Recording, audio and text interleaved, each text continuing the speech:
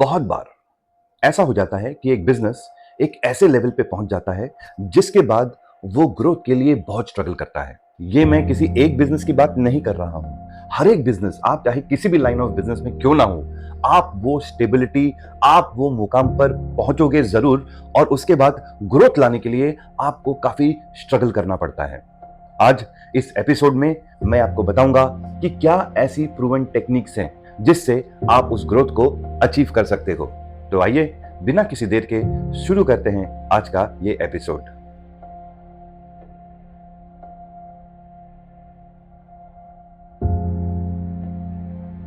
तो दोस्तों, एक बार फिर आप लोगों का स्वागत है मेरे इस YouTube चैनल पर जिसका नाम है बिजनेस स्ट्रैटेजीज बाय विजय सुखी। और जैसा आप सब कोई जानते हैं, मैं एप्लीकेशन के ऊपर बहुत ज्यादा ध्यान रखता हूं, क्योंकि मेरा यह मानना है कि किसी भी प्लान को अगर सक्सीड करना है तो उसका सक्सेस उसके एप्लीकेशन के ऊपर डिपेंड करता है।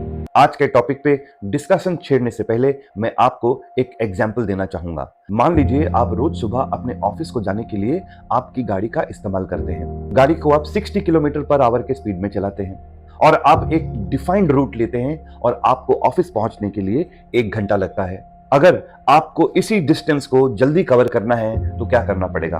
पहला ऑप्शन यह है कि आप अपनी गाड़ी की स्पीड को 60 से 70 ले जाइए, मतलब आप अपने स्पीड को बढ़ा दीजिए। नंबर 2, आप अपना रूट को बदल दीजिए, आप एक शॉर्टकट ले लीजिए। नंबर 3, आप अपनी गाड़ी को बदल दीजिए। अगर आप ये 3 सिंपल स्टेप करोगे तो आप अपने डेस्टिनेशन में जल्दी पहुंच सकते हो। ठीक उसी तरह एक बिजनेस को बढ़ाने के लिए कुछ प्रूवन टेक्निक्स हैं, और उस प्रूवन टेक्निक्स को अगर आप इस्तेमाल करोगे तो आप जिस ग्रोथ के लिए संघर्ष कर रहे हो वो आपको कुछ आसानी से हासिल हो जाएगी। जो पहला तरीका है आपके बिजनेस को बढ़ाने का, उसको कहते हैं SKU एक्सटेंशन। मतलब अगर आपके पास 10 SKU है और आप अपने बिजनेस को बढ़ाना चाहते हो तो आप 10 से अपने SKU को 15 कर दीजिए।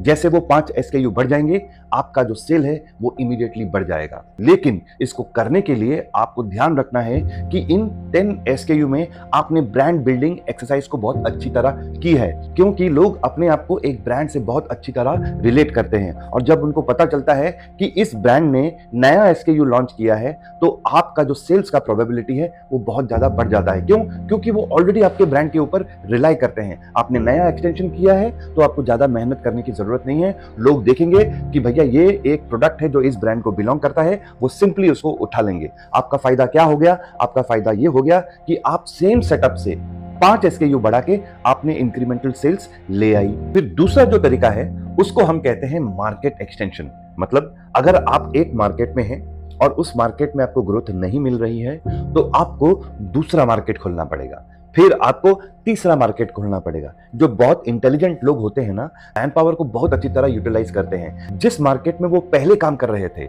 वहां से वो कुछ लड़कों को उठाएंगे और उसको वो दूसरे मार्केट में डालेंगे, फिर उसी इंसान को लेके वो उसको तीसरे मार्केट में डालेंगे और उनके नीचे वो टीम बिल्ड करेंगे। कहा जाता है कि किसी भी बिजनेस को सक्सेसफुल करने के लिए ना अच्छे लोग होना बहुत जरूरी है, और अच्छे लोगों की बहुत शॉर्टेज है। तो अगर आपको अच्छे लोग मिल जाते हैं तो आप उन लोगों को रिटेन करिए और उनको डेवलप करिए इस लेवल पर कि वो इतने सक्षम हो जाए कि वो किसी भी मार्केट में आपके प्रोडक्ट को एंट्री करा दे। और जैसे आप नए नए मार्केट में घुसेंगे तो आपका क्या होगा? आपका सेल्स बढ़ जाएगा। इसके सिवाय आप अपने एग्जिस्टिंग मार्केट के अंदर भी डेवलपमेंट करने के लिए आप अपने नंबर ऑफ स्टोर्स को बढ़ा सकते हो। अगर आपके नंबर ऑफ स्टोर्स 1000 हैं तो आप पुश करो अपने टीम को कि उसको किस तरह 1500 किए जाएं। तो जैसे वो 500 स्टोर ऐड हो जाएंगे वैसे आपकी सेल्स बढ़ जाएगी।